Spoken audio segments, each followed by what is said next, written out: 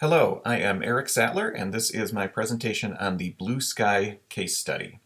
I know you are familiar with the case, so let's get right to the questions and my answers.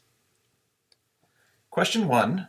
What are possible actions with potential pros and cons of each choice?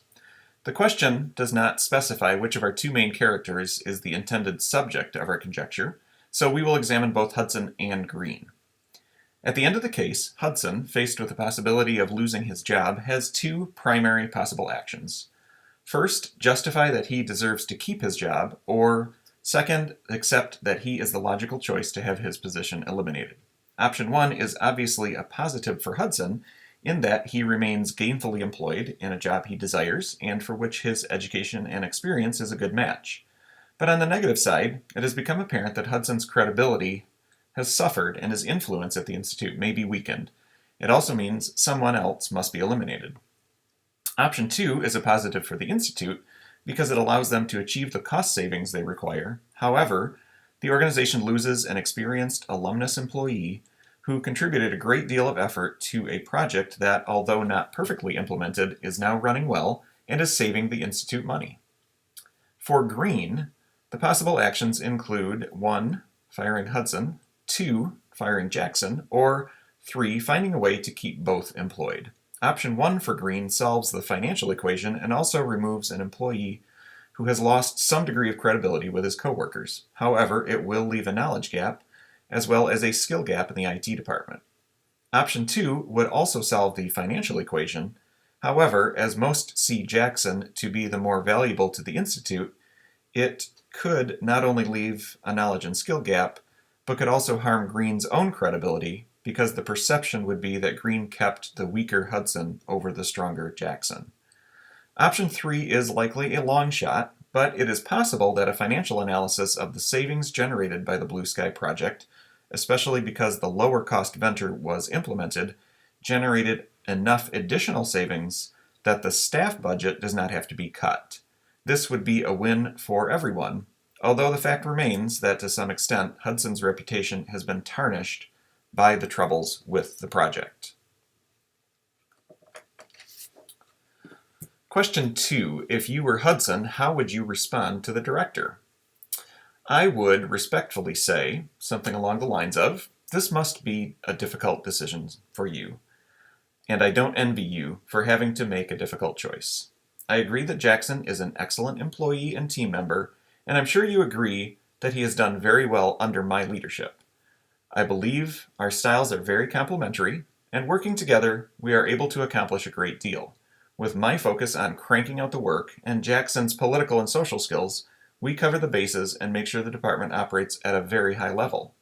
I know Jackson was disappointed that you hired me instead of promoting him, but in spite of the fact that he opposed my decision to move forward with Open Range, I was pleased when he decided to support the effort, and even though he likes to grab the spotlight, he really did some good work. I like to set the example for my team by working diligently and not wasting time on inconsequential things.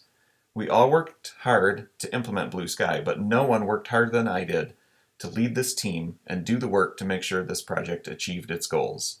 I know you agree that Blue Sky has been a huge success both in terms of flexibility for the staff and the money we have saved the Institute already and will continue to save in the coming years.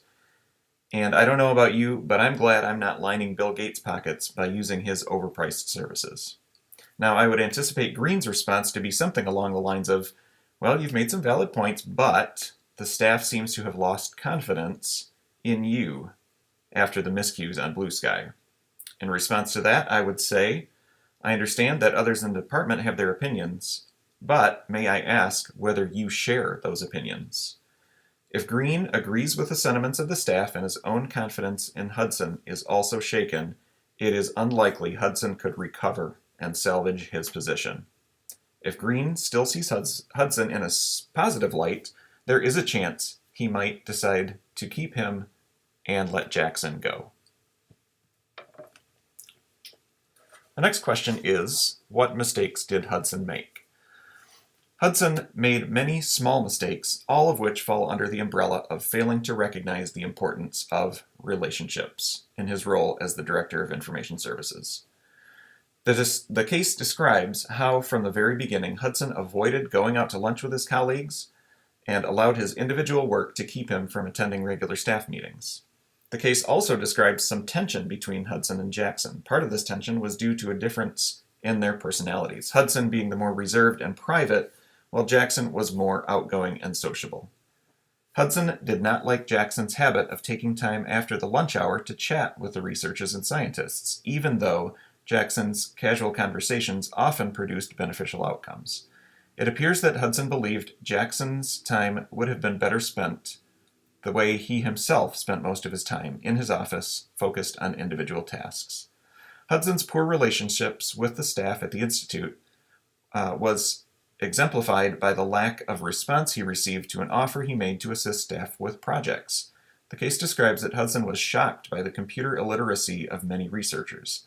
While not explicit in the case, one would have to believe that Hudson's negative opinion of his colleagues' technical abilities colored the way he communicated with them both in person and through email. The issues that arose during the Blue Sky Project were not a result of Hudson's relational shortcomings, but because he had failed to build up the proverbial bank account of relationship currency, Hudson had little to draw from when problems arose. Jackson, on the other hand, was able to use his political capital as well as his relationship skills to help the organization manage through the implementation issues. While Hudson also continued to work hard to resolve the challenges they encountered, his individual work was largely unseen and apparently unappreciated by the larger team. So, what are the lessons to be learned from this case? The first is that there is a difference between managing and leading. The point of this case study is obviously to highlight the difference between managing a project and leading a project. While the terms are often used interchangeably, this case shows how the experience and end result can be affected when a manager lacks leadership ability. The second lesson would be that technical knowledge does not equate to leadership ability. Hudson was hired for his technical knowledge, and there's no question that he had expertise in his field. This is based on his success at Bluegrass Systems for 7 years, even before accepting the position offered by Green. Unfortunately for both Green and Hudson, this may have been a case of Hudson being promoted to his level of incompetence, as neither Hudson nor Green considered the need for relationship skills and their importance for leading a team. Third lesson is that leadership requires relationship. Influence is important in both management and leadership, but while a title and the power to hire and fire subordinates certainly convey influence, those attributes describe management, but not leadership. It takes the investment in relationship for a leader to instill confidence, inspire, and empower his team. Leaders create an atmosphere of positivity, open-mindedness, authenticity, transparency, and most importantly, trust. All of these require that real, honest, personal relationships be built and maintained.